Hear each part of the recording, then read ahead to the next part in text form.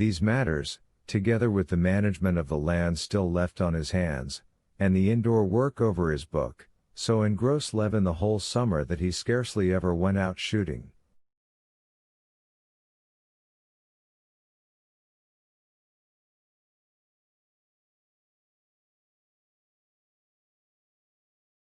At the end of August he heard that the Oblonskys had gone away to Moscow, from their servant who brought back the side saddle.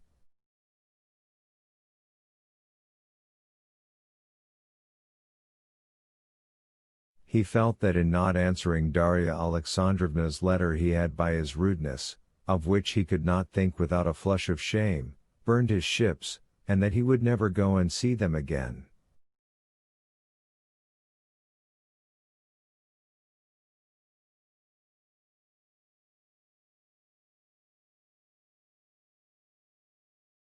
He had been just as rude with the Sviazhskys, leaving them without saying goodbye.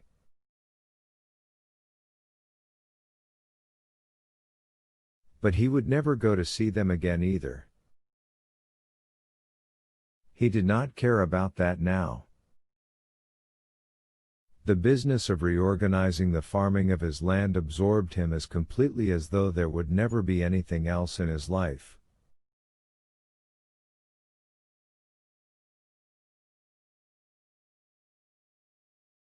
He read the books lent him by Sviazhsky, and copying out what he had not got, he read both the economic and socialistic books on the subject, but, as he had anticipated, found nothing bearing on the scheme he had undertaken.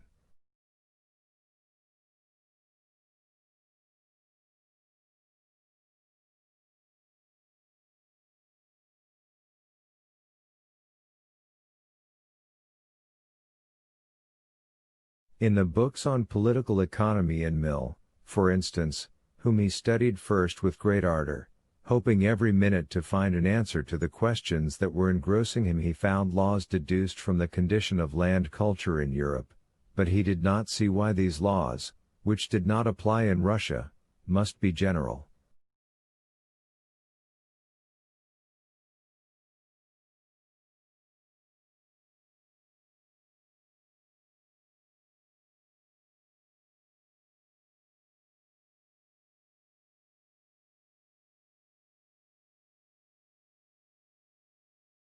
He saw just the same thing in the socialistic books, either they were the beautiful but impracticable fantasies which had fascinated him when he was a student, or they were attempts at improving, rectifying the economic position in which Europe was placed, with which the system of land tenure in Russia had nothing in common.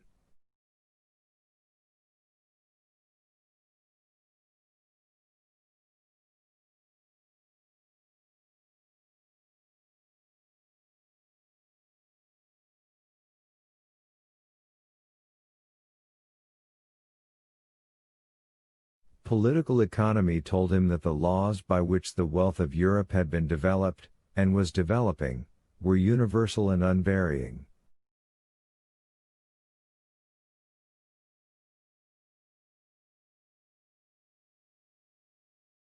Socialism told him that development along these lines leads to ruin.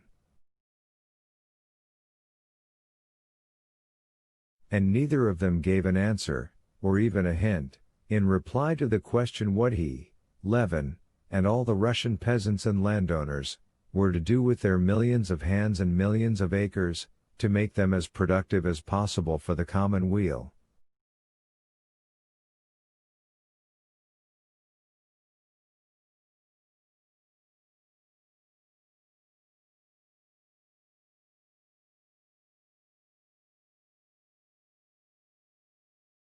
Having once taken the subject up, he read conscientiously everything bearing on it, and intended in the autumn to go abroad to study land systems on the spot, in order that he might not on this question be confronted with what so often met him on various subjects.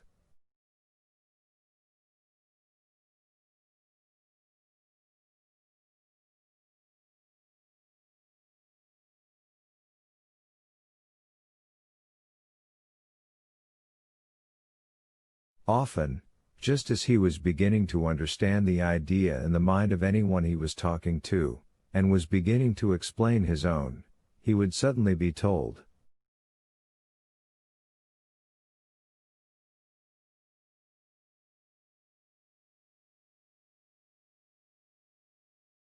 "But Kaufman, but Jones, but Dubois, but Michelli? You haven't read them, they've thrashed that question out thoroughly." He saw now distinctly that Kaufman and Michelli had nothing to tell him. He knew what he wanted. He saw that Russia has splendid land, splendid laborers, and that in certain cases, as at the peasants on the way to Sovietskis, the produce raised by the laborers and the land is great. In the majority of cases when capital is applied in the European way, the produce is small, and that this simply arises from the fact that the laborers want to work and work well only in their own peculiar way, and that this antagonism is not incidental but invariable, and has its roots in the national spirit.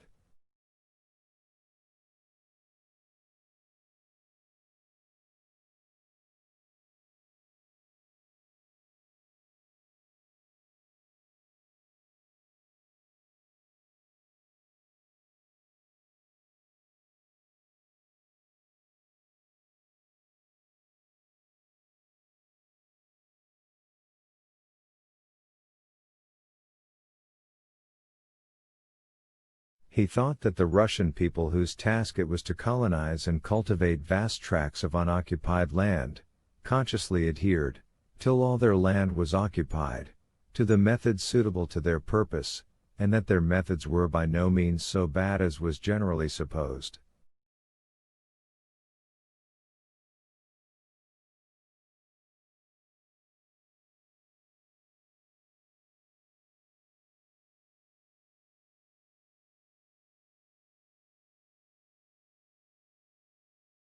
And he wanted to prove this theoretically in his book and practically on his land. Chapter 30. At the end of September the timber had been carted for building the cattle yard on the land that had been allotted to the Association of Peasants, and the butter from the cows was sold and the profits divided.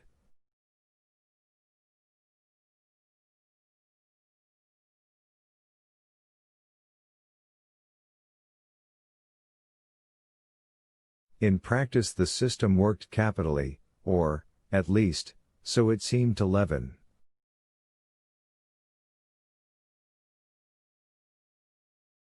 In order to work out the whole subject theoretically and to complete his book, which, in Levin's daydreams, was not merely to effect a revolution in political economy, but to annihilate that science entirely and to lay the foundation of a new science of the relation of the people to the soil, all that was left to do was to make a tour abroad, and to study on the spot all that had been done in the same direction, and to collect conclusive evidence that all that had been done there was not what was wanted.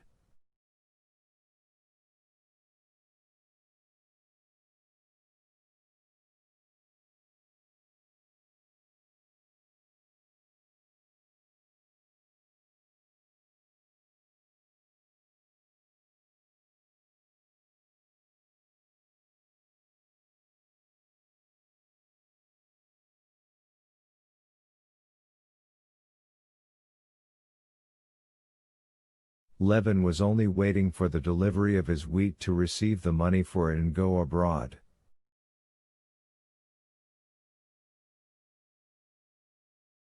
But the rains began, preventing the harvesting of the corn and potatoes left in the fields, and putting a stop to all work, even to the delivery of the wheat.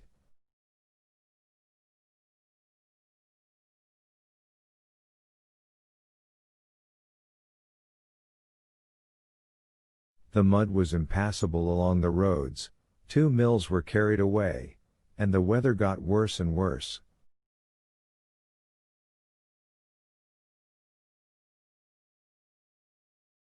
On the 30th of September the sun came out in the morning, and hoping for fine weather, Levin began making final preparations for his journey.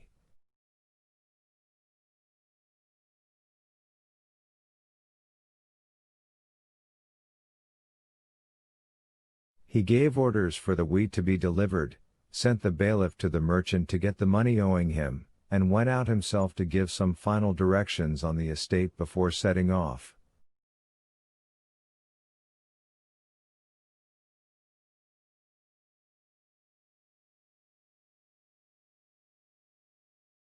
Having finished all his business, soaked through with the streams of water which kept running down the leather behind his neck and his gaiters, but in the keenest and most confident temper, Levin returned homewards in the evening.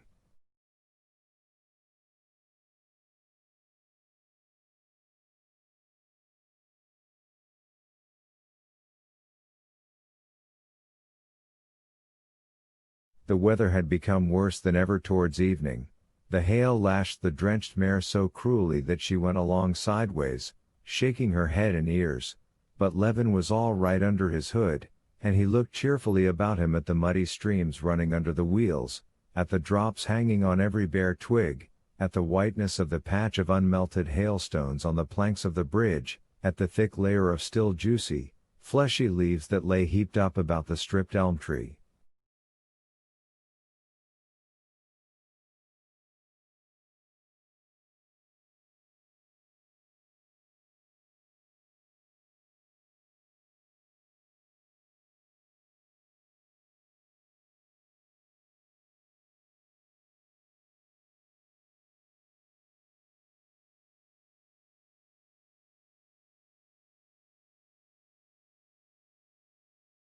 In spite of the gloominess of nature around him, he felt peculiarly eager.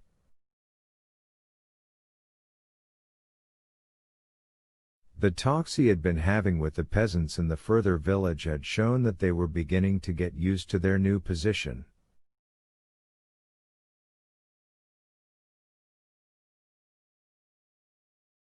The old servant to whose hut he had gone to get dry evidently approved of Levin's plan, and of his own accord proposed to enter the partnership by the purchase of cattle.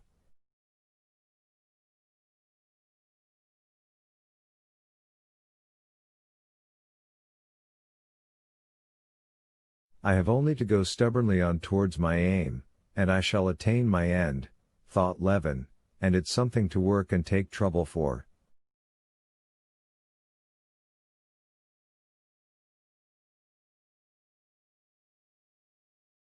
This is not a matter of myself individually, the question of the public welfare comes into it.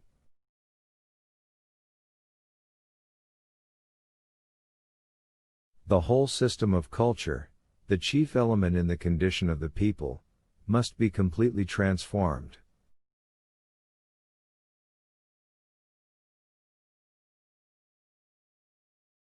Instead of poverty, general prosperity and content; instead of hostility, harmony and unity of interests.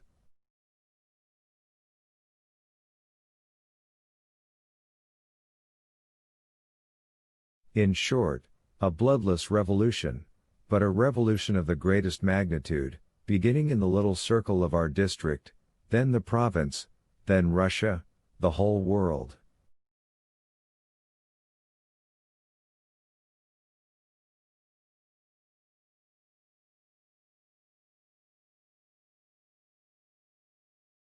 Because a just idea cannot but be fruitful.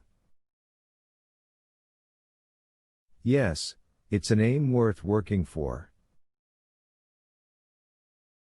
And it's being me, Kostya Levin, who went to a ball in a black tie, and was refused by the Sherbatska girl, and who was intrinsically such a pitiful, worthless creature that proves nothing. I feel sure Franklin felt just as worthless, and he too had no faith in himself, thinking of himself as a whole.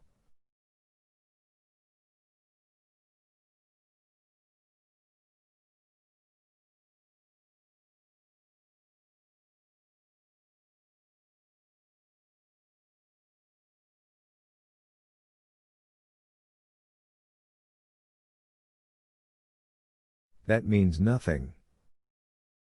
And he too, most likely, had an Agafia Mihalovna to whom he confided his secrets.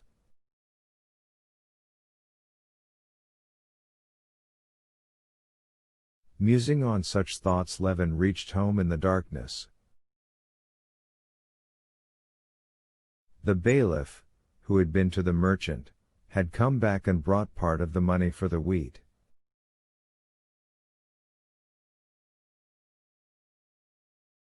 An agreement had been made with the old servant, and on the road the bailiff had learned that everywhere the corn was still standing in the fields, so that his 160 shocks that had not been carried were nothing in comparison with the losses of others.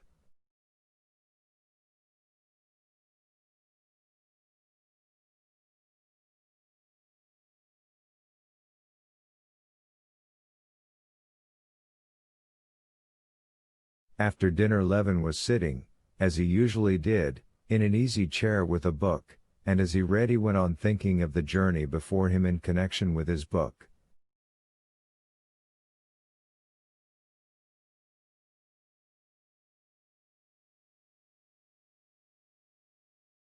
Today all the significance of his book rose before him with special distinctness, and whole periods ranged themselves in his mind in illustration of his theories.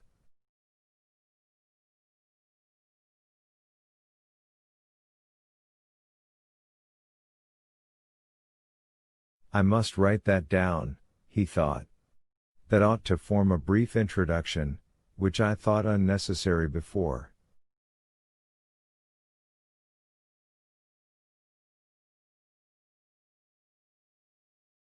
He got up to go to his writing table, and Laska, lying at his feet, got up too, stretching and looking at him as though to inquire where to go.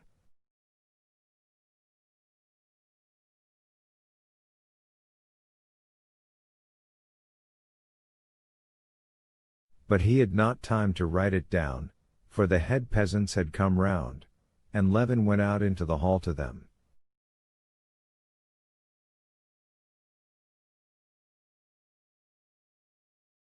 After his levy, that is to say, giving directions about the labors of the next day, and seeing all the peasants who had business with him, Levin went back to his study and sat down to work.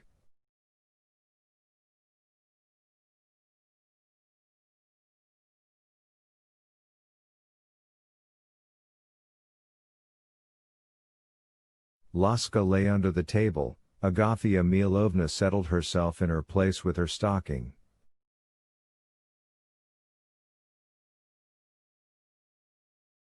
After writing for a little while, Levin suddenly thought with exceptional vividness of Kitty, her refusal, and their last meeting.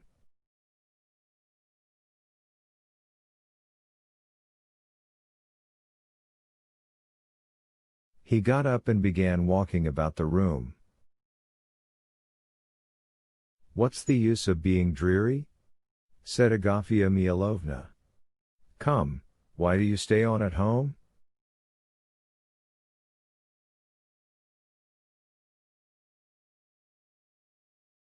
"You ought to go to some warm springs, especially now you're ready for the journey."